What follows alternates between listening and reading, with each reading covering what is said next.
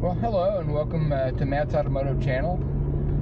Today we just went ahead and picked up a brand new project car. This particular one, it's a 2001 Mustang base car. And my first impressions driving it back home here is that it's got a few issues. One being with the suspension. The roads leading to my house are in pretty bad shape. Lots of bumps and potholes and that sort of thing. And when you hit those, definitely hear some clunky noises. And it kind of rattles and wiggles all over the road. So I think we have some loose suspension components, probably some bushings that are going bad, maybe some ball joint. Engine seems to be in pretty good shape. I picked this up for $1,200 because it supposedly had a transmission issue and making some funny noises. They're starting to make some funny noises intermittently.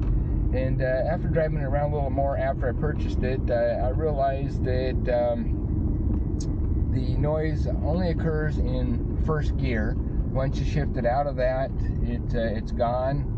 Or if you put it in neutral and you're still rolling, it's gone. When I initially test drove the car, I was thinking it was a wheel bearing. It's kind of a growly, grindy type noise, and it was variable with the speed, so I figured, okay, it probably has to do with the wheel bearing and changing speed. But no, it only exists when we're actually moving and we're in first gear.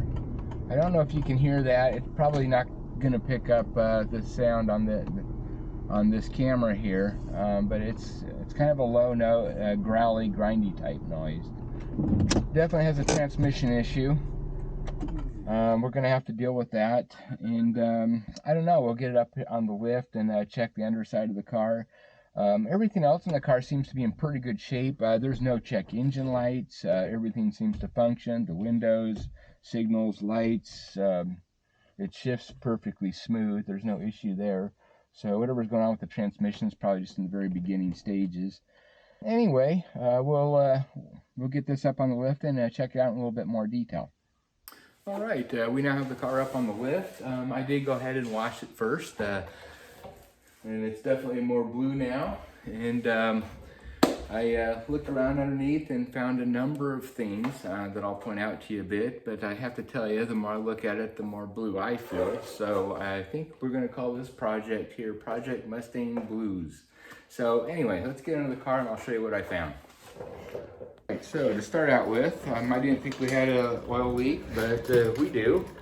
This is just sitting overnight. I have a fair amount of oil there.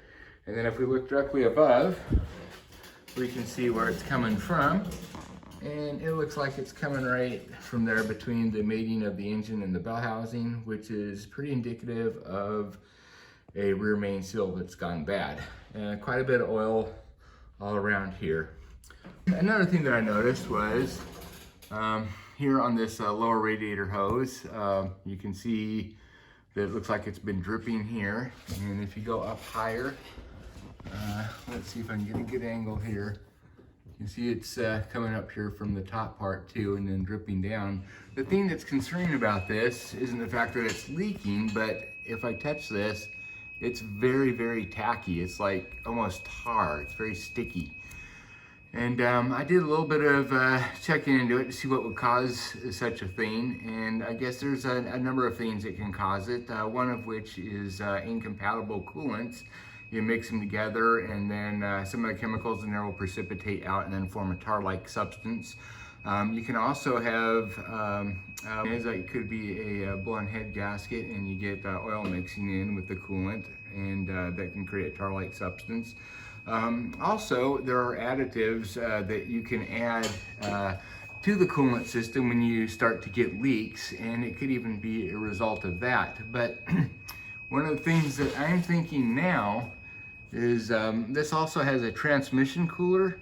All the automatics have a transmission cooler, and it goes up into the radiator there. And what could happen is you could have some leakage between this and the coolant. And if any of this transmission fluid gets in there, it can act like that as well and create this tar-like substance. Right, knowing that the tar-like substance coming out of the radiator hose could be caused by a head gasket issue, I didn't record it, but I did go ahead and put this onto the top of the radiator and check for combustible gases going into the radiator, which would indicate that you have a blown head gasket. I did not find that. So I'm strongly thinking that it could be the fact that we have some leakage between the transmission line here and the coolant flowing through the radiator. Now I also went ahead and I did warm the car up and then check the transmission fluid, and it seemed to be good. It was up, maybe even a little too high, and you know, if you do have some leakage of coolant going in there, it would make sense that you know, the oils would rise to the top and the water would come out. So when we take this transmission apart, we'll definitely look to see if there's any kind of coolant or water in the pan here. Right, then I also went around and looked at all the brakes. Looked pretty good there. Just visually inspecting, good there. And going over to the rear here. Passenger side rear looks fine. And then over here on the driver's side rear, looky here, and leaky up there. Yeah, we have a problem with this caliper here in the rear. It's obviously leaking brake fluid, and that kind of maybe explains the spongy pedal that I felt while test driving it. So all of these issues I'm finding right now, I'm not going to address at this point. We're going to start with the transmission, since it's going to be the most time-consuming thing, and probably have to order some parts for it once we get it all torn apart. And while we're waiting for parts, then we can address some of these other issues here. We also have some oil here. Looks like it might be leaking around the seal here for the drive shaft. I don't know exactly what it's coming from. It's just kind of everywhere. But yeah, the whole bottom of this pan here is coated. It could even be just the oil here that's getting blown back. I don't know. We'll take a closer look at that. All right, here's another issue that I found. This is the passenger side front wheel. And I did check for bearing play and that sort of thing, going from top to bottom, side to side here. And I don't really detect anything there. But one thing I did notice was when I turn the wheel, you have to actually apply quite a bit of force to get it to turn. So we have an issue here with the caliper. It's the same way on the other side as well. It's likely the guide pins that have probably lost the lubrication. Maybe they're starting to rust. So anyway, that's another thing that we'll check into when we start to do the brakes. The problem with the guide pins is they get rusted, and then when the brake caliper compresses, that's fine, but then because there's so much rust and friction in there that they don't really retract back to the way they're supposed to and eliminate this additional friction. So this is definitely going to hurt mileage, also increase brake wear. So anyway, we'll address all that when we get to that point. All right, now for some good news, it looks like this engine is pretty much stock with the exception of this BBK cold air intake. So that's good. I don't like to deal with engines that have been messed with a lot because you don't know what people have done, and oftentimes it ends up being more problematic than not. So that's there's only two aftermarket things on this car that I can find, and that is the intake and then also the radio, which makes sense in this day and age. You'd want to change it out and get a Bluetooth radio. So we have this single DIN Bluetooth radio in here. And I did check it, and it works, and sound goes to all four of the speakers.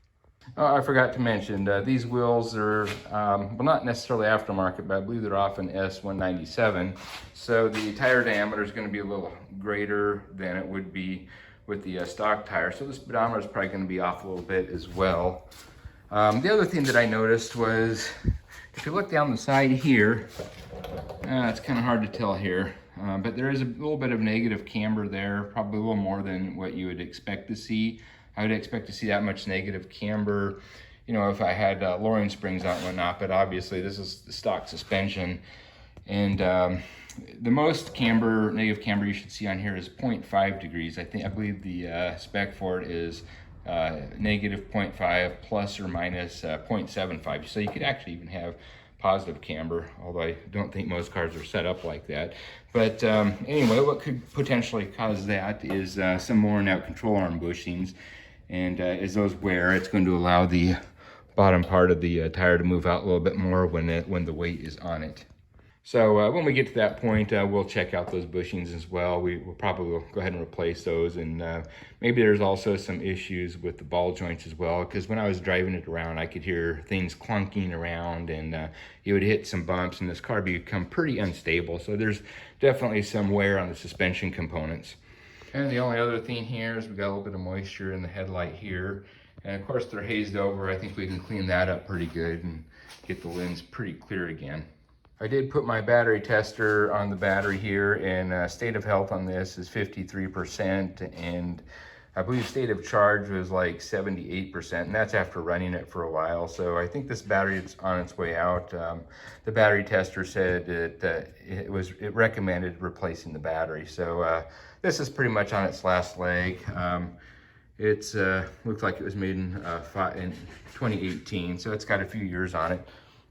Before pulling the transmission, we'll go ahead and get the general health of this motor. We'll do a compression test, and if anything looks kind of funny, we'll go ahead and follow it up with a leak down test. That way, once the transmission is separated from the motor and we need to do motor work, it'll be much easier just to go ahead and pull the motor while the transmission is already out. Prior to doing a compression test, we're going to go ahead and depressurize the fuel system by starting the car, and then we're going to pull the fuse for the fuel pump and then wait for it to die.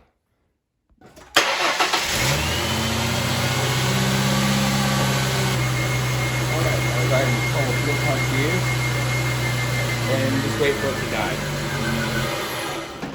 There we go. This way, when we crank the motor when we're doing the compression test, we won't be injecting fuel into the cylinders where it's not going to be burnt. Another reason we don't want to inject fuel into the engine when we're doing the compression test is obviously that fuel's not going to be burnt.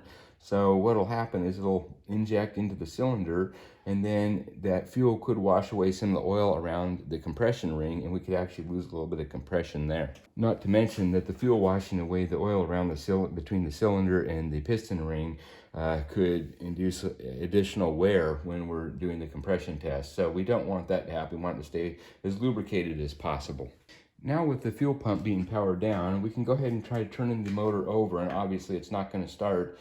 But before we pull any of the spark plugs, we'll just listen to the rhythm of it trying to start. If we have low compression in one cylinder, it won't be a constant, it'll be more like a, you know, something like that, or an abnormal rhythm. So anyway, let's give that a try. That sounds like a very consistent rhythm. So based on that consistent rhythm that we just heard, I don't believe any one cylinder is going to have a much lower compression than the other. They may all be low, they may all be good, but I'm pretty confident that they're all going to be pretty similar. All right, the first plug that we pulled doesn't look too horrible. And when we check the gap, it looks like we're at around 0.055. All right, with one of the spark plugs out, that one cylinder will have low compression, so you'll see what the starting sounds like as we try to turn the motor over. You'll hear an irregular.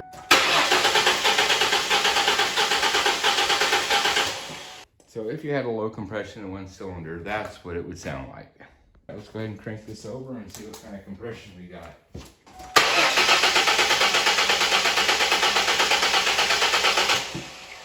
All right, now we'll just go ahead and repeat the process for the other 5 cylinders. All right, now we're checking the plug gap on cylinder 5, and it looks like 0.075 on this one. So this looks to be a little excessive. This could potentially cause a misfire. Okay, so let's try and see what the compression is on cylinder number 3.